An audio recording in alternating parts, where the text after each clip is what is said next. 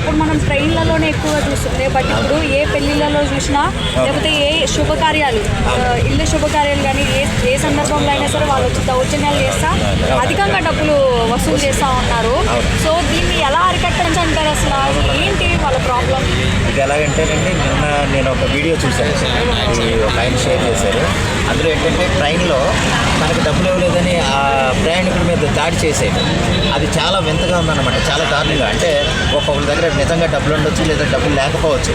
డబ్బులు లేనందుకు మాత్రం ఇచ్చిన వాళ్ళ దగ్గర తీసుకోవాలి, లేని వాళ్ళ దగ్గర ఏంటంటే కామ్గా వెళ్ళాలి. ఇవ్వలేనందుకు వాళ్ళ మీద దాడి చేసి నువ్వు ఇస్తావా చేస్తావా అని మరీ డిమాండ్ అనమాట. 10 రూపాయలు ఇచ్చినా సరే బూతులు తిట్టెళ్ళే నిజరాలు కూడా నేను చూశాను. లేదా రోడ్ల మీద మనం ఎక్కువగా పల్లెటూళ్ళలో కాదు, మిగిలిన కొన్ని ఏరియాలో చూస్తుంటే రోడ్ల మీద కూడా కాపలా కాసి బళ్ళు ఆపి డబ్బులు వసూలు చేస్తున్నారు. లేదా ఇక్కడ మనకి తెలంగాణలో ఎంతవరకు ఏమో తెలియదు, తెలంగాణలో కూడా ఉంది. ఆంధ్రాలో అయితే ఎక్కువగా పెళ్ళిళ్ళు జరిగితే, లేదా ఏదైనా గృహప్రవేశాలు జరిగినా, శుభకార్యాలు ఏమైనా జరుగుతున్నా సరే ఒక టీం కింద వచ్చేస్తారు. ఒక 5-6 వచ్చేస్తారు. నాకు 5,000 10,000 ఇంత గృహప్రవేశం చేసుకుంటున్నాం, ఇన్ని లక్షలు పెట్టి కట్టుకుంటున్నాం, బాగా ఆ మాత్రం లేవని డిమాండ్ అనమాట. వాళ్ళు ఏంటంటే ఒక 1000 రూపాయలు 1,500 ఇద్దామని చూస్తారు. మాకొద్దు, నువ్వు ఇస్తావా చేస్తావా, నువ్వు ఏడుతున్నావా, డబ్బులు ఇవ్వడానికి ఏడుతున్నావా అనేసి అంత సీరియస్గా మాట్లాడటం నేను చూశాను. దానికోసం 5,000 ఇచ్చేదాకా వాళ్ళు ఇల్లు వదిలేరు.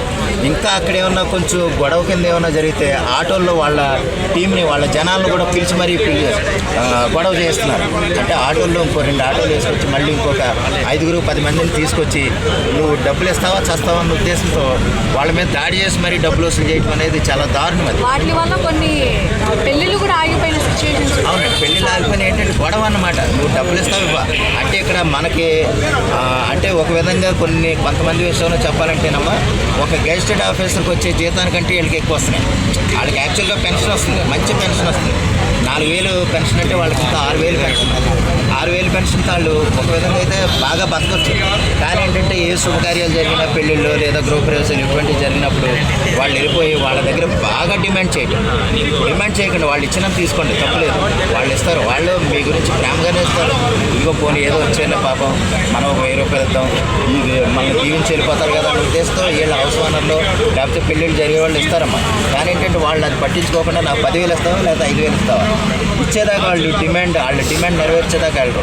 అటువంటి బలవంతపు వసూళ్ళు అయితే మాత్రం నేరం. ఆ విషయంలో అయితే ప్రభుత్వం కూడా వీళ్ళ మీద ఏదైనా చర్యలు తీసుకోవాలని నేను కోరుకుంటున్నాను. అసలు మీరు అన్నట్టు ట్రైన్లో చాలామంది ఇలానే, ముఖ్యంగా ఆడవాళ్ళు ఏమో కానీ ఎక్కడైతే మగవాళ్ళు ఉంటారో వాళ్ళ దగ్గరికి వెళ్ళి డబ్బులు అడగటం, వాళ్ళు ఇవ్వకపోతే వాళ్ళు వేసుకున్న దుస్తులను ఇప్పటికేయడం కానీ, అందరి ముందు ఆ లంగాలు ఏవైతే ఉన్నాయో లేపడం కానీ అలా చేసి చాలా ఇబ్బంది పెడతా ఉంటారు కదా.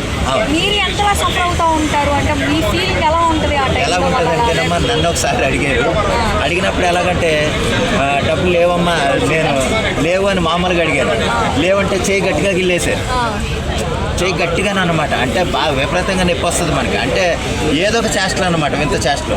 లేకపోతే బట్టలు గిల్లేరమ్మా, ఏది లేకపోతే బొగ్గలకి వెళ్ళేయటం, వేరే వాళ్ళు ఇవ్వలేదు అనుకోండి, ఏదో కానీ బూతులు తిట్టడం, మామూలు బూతులు కాదు. వాళ్ళు దేనికి పనికి వస్తావురా నువ్వు అనేసి వాళ్ళని తిట్టేయటం, కొట్టడం, చిన్నగా కొట్టడం, లేకపోతే అవసరమైతే బూతులు గట్లుగా తిట్టడం.